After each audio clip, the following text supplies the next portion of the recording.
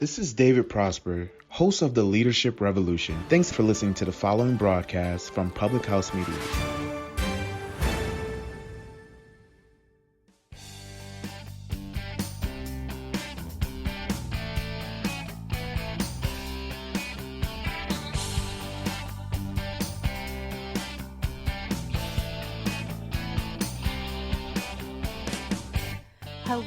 Hello, welcome, and thank you for joining the Confessions of a Military Spouse podcast on whatever day it is that you are currently tuning in.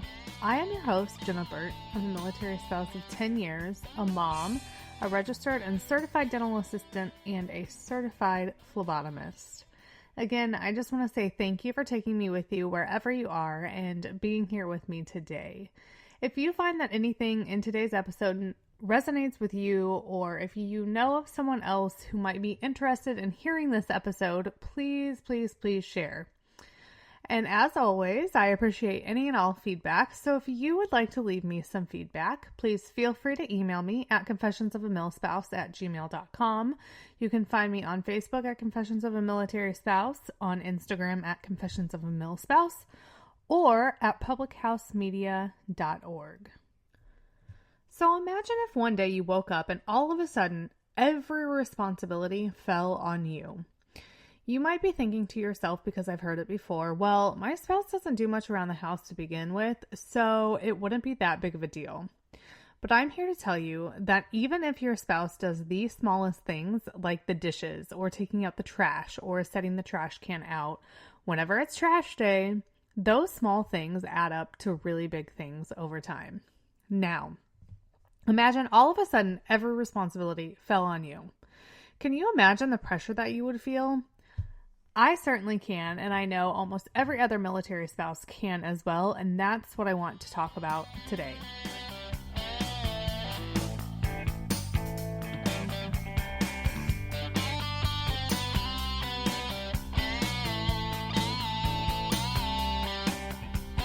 First and foremost, I want to start by saying that military life is not rainbows and unicorns. And when I decided to make this podcast, I promised myself that I would be real, raw, and I wanted to be honest with all of my listeners. And that's exactly what I've done. I want to apologize to my listeners if any of you perceived this podcast as only negative, and that I only view military spouse life as a negative thing, because that's definitely not the case. I've had some really great experiences as a military spouse, like my naval doctor who recently listened to me about my vitamin B12 deficiency.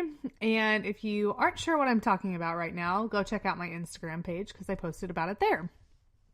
And I definitely talk about my great experiences, but in order to be real and raw with you all, I have to talk about the negative too, which sometimes in military spouse life outweighs the positive, and unfortunately, that's the reality of this situation and what a lot of people don't realize. When starting this podcast, I said I was going to expose the true confessions of a military spouse. I mean, hello, that is the name of my podcast. And if that makes your view of my opinion on military spouse life seem like it's negative, then I'm sorry for that, because that's definitely not how I feel about being a military spouse. But being real and raw and honest with my listeners can definitely bring out some of that negativity. I also feel like a lot of people who are not involved in the military life have this pretty picture of military life, and they picture it as unicorns and rainbows and free healthcare, lots of money, and moving to all these amazing places, and that's not the truth of it at all.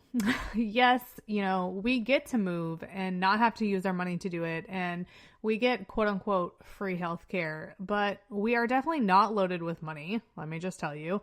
And that is why I started this podcast, to let other military spouses know they're not alone in their feelings, but also to let people who are not involved in the military life, to allow them to have a snapshot of what military life is really all about. I've had so many listeners reach out to me after an episode thanking me for writing that specific episode and continuing my podcast and talking about the things that I talk about and telling me, oh, I'm so glad you made this episode about this because it's great to know I'm not the only one who feels this way. And I'm not the only one who's had experiences like that. And I finally feel like I have a community even though I'm not physically near you. I've also had listeners tell me they appreciate the fact that I'm real and I'm open and honest about the truth of military life, which in fact is not all rainbows and unicorns. So to all of you who reach out to me with those words of encouragement, for me, I cannot begin to explain how much it truly means to me. You know, just as much as this podcast means to you as a listener, it means just that much to me as, you know, the person creating it, to know that what I'm putting out there is benefiting people and that people want to hear what I have to say. Now, back to the pressure. The pressure that a military spouse has to deal with at any given time, to me, is honestly insane. As I just said, you know, imagine that one day you woke up and all of a sudden every single responsibility falls on you, from something as small as getting the kids off to school, to setting the trash out every week, to cooking dinner and doing the dishes, to laundry. I mean, you know, as I'm sitting here, you can probably think of all the things that have to be done around your house. And you know, the list goes on and on. I mean, if you add up every responsibility within a household, it is a lot to take into consideration. And if you have a kid or kids, it's even more. Plus, add in a worldwide pandemic, and now you've just about sent every military spouse over the edge. And this is the truth about being a military spouse. You literally wake up one day and every responsibility that was shared in your household is now your responsibility solely. From being a military spouse to being a mom, to a friend, to a coworker, to a sister, to a daughter, you know, and everything in between. It is now all your responsibility. And I am here to speak for all military spouses and say that it is a lot. It's overwhelming, it's cumbersome, and it is downright exhausting no matter how much people try to help you. It's never the same as having your spouse there. Unfortunately, it just doesn't work like that. Military spouses are also the type of people that don't like to ask for help. I mean, I obviously can't speak for every military spouse, but I can speak for myself, and I can tell you that I don't like to ask for help because I don't ever want to feel like a burden, because I know that other military spouses are pretty much going through the same thing that I am. And I know how hard it is to handle my own stuff, so I don't ever want to shove my stuff on top of another military spouse that already has their own stuff going on. Because like I said, I know how it feels to have the weight of the world on my shoulders and to literally feel like you cannot take anymore. So I'm not good about asking for help. Now, the flip side of that is I also try not to complain too much about it. I mean, apparently I complain about it on here, but in real life, I truly try not to complain about it too much because I don't want people feeling bad for me. I don't want people feeling guilty, you know, for what they have and maybe I don't. And anyone that says, quote unquote, you knew what you were getting into when you married someone in the military, I'm just here to tell you that's bullshit. No one knew as a military spouse what the hell they were signing up for. They didn't know that one day they would wake up and have every responsibility ever on them. They had no idea. That saying is just a bullshit excuse to not help your friends. Or obviously they're not your friends if you're sitting there telling them that. That's also another reason military spouses aren't great about asking for help. We get told so often that we knew what we were getting into when we married someone in the military that we feel guilty about asking for help because since we, quote unquote, knew what we were getting into, we shouldn't have to ask for help. It has literally been burned into my brain as a military spouse that I knew what I was signing up for by marrying someone in the military, and that I shouldn't feel bad for myself for all the responsibility that I now have. So since that's the case, and that's basically what's been etched into my brain, I don't ask for help. I kind of have the mentality of, well, I knew what I was getting into, so I need to know how to get myself out of it. But to be honest, that really, really bothers me. And that's where society and anyone who uses that saying is completely wrong. Even if being a military spouse came with a manual, which you guys, it doesn't. But if it did, we should still never feel guilty for asking for help, period. We're still normal. Well, mostly normal human beings. And I don't know a single human being in this world that has not ever asked for help for something. So why should military spouses be any different? And unfortunately, this doesn't just happen with non-military people. This happens within the military spouse community as well. Military spouses can be just as nasty as non-military spouse people or non-military people, which is what bothers me the most, because we as military spouses need to be encouraging, uplifting, and we need to be there the most for other military spouses. Yes, we are all usually going through the same thing, but we don't all handle and process change the same way. So maybe this is your third deployment, but it's another spouse within the unit's first deployment. Reach out to that spouse. They probably have a lot of questions. They probably feel silly for the questions they have, and they probably feel lonely. It's times like that we as military spouses need to stick together. Be the bigger person, be the one to reach out and make other military spouses feel loved and let them know that they are not alone. Now, I know in this episode, it kind of makes it seem like literally in an instant our world changes. And sometimes that really is the case. But fortunately, I guess, I don't really know. Most of the time, like for trainings and deployments and things like that, we do have advance notice before they leave. Which, knowing that, seems like it would make things, I guess, better or easier because we have time to prepare. But when I think about that, I think about like, how do you prepare for a huge part of your life to be gone for months at a time? Well, let me just tell you, as a military spouse, you prepare by getting a will together. You prepare by getting a power of attorney. You prepare by spending every minute you have together, doing fun things to create memories that will last a lifetime. You don't spend that time counting down the days until they leave. You don't spend that time thinking about how great it is that it's going to be whenever they're gone. No, you spend that time thinking, wow, this could be the last time we do this together. Or this could be the last time I see my spouse. Or this could be the last time that my spouse will be able to read our child a bedtime story for months. That's how you spend your time, quote unquote, preparing for them to leave. You also don't spend your time thinking, I wonder if there's going to be a worldwide pandemic that will delay them from coming home when they're supposed to, or put them on ROM whenever they do come home, or that will change everything about the school system entirely, or that will completely wipe out toilet paper, Lysol wipes, paper towels, and make it all next to impossible to find.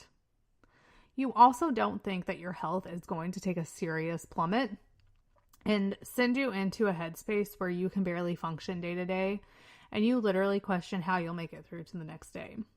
You just don't think about any of that. So when the time comes and they actually end up leaving, reality hits. And it hits really hard because now, like I said, everything is your responsibility. It's a very harsh reality. And to be honest, for me, it usually doesn't hit until about a week or so in. And then I'm like, oh shit, this is really happening. Like, he's really going to be gone for months. It's really going to be months of this, day after day after day. Not to mention, while doing all the things to, just stay alive and to keep your kid or kids alive, work a job, keep the house clean, mow the lawn, etc. You also have to figure out the time difference and find out when you and your spouse can talk throughout the day and or the night. And that in itself is usually a pretty tough task.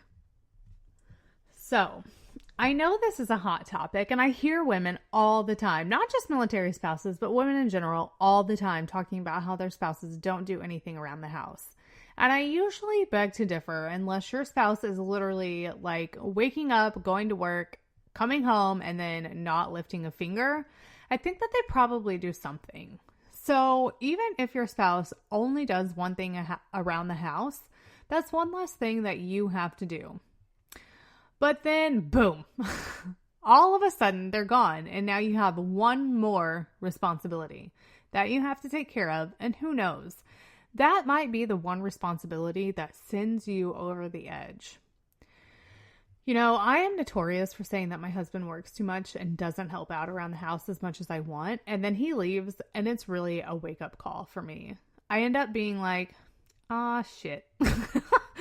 I don't want to admit it, but he did a lot more than I thought, from littlest things like washing the dishes after I cooked supper, to putting laundry in the washer and then moving it to the dryer, to sitting the trash can out by the curb each week, to mowing the lawn. And oh my God, do I hate doing trash and lawn duty.